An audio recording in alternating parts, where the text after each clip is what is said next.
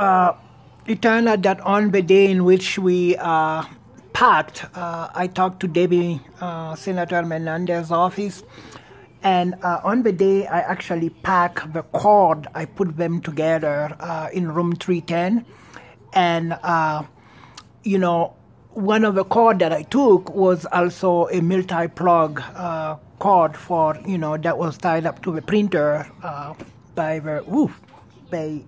some gas again. So what happened at the time is that the whole bag was actually stolen, along with the charger, and they were all together in a bag, and they were put in a briefcase or somewhere. The briefcase was open, and you can see it here, they all vanish. So there is a lot of things that they have done that we're now looking for, things that, little by little, we're starting to realize the extent of the damage. But it was also things that we were noticing on Vallejo Street too.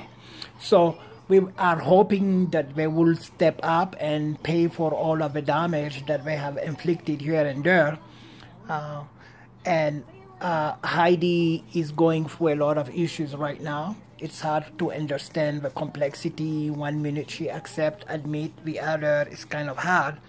And the only way this thing will be solved is, of course, if we have an income, if we don't have to rely on all of the, kind of hidden things that she is having a hard time to grasp. And me too, to some extent, but you can see the amount of damage over the year have been very extensive. It's just very hard.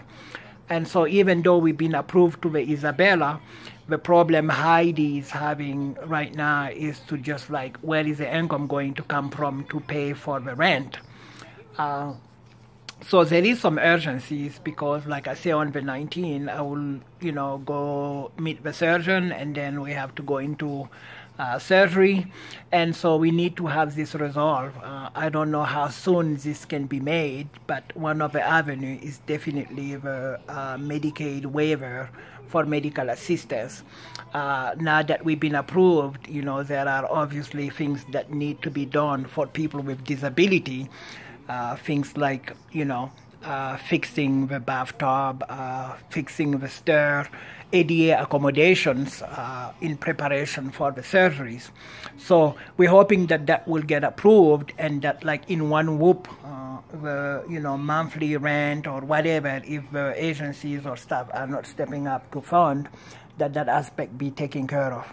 But it's also time, I think, for the Department of Justice had to really step up to the plate and to resolve this thing in a way that really is humane, shows human dignity, honor, compassion, and above all, that the rule of law is very important for whether they are in power or whether, it's a disabled person committing a crime. Whatever it is, the law, as you have heard many times, is blind, and it has no preference. That should be the case here.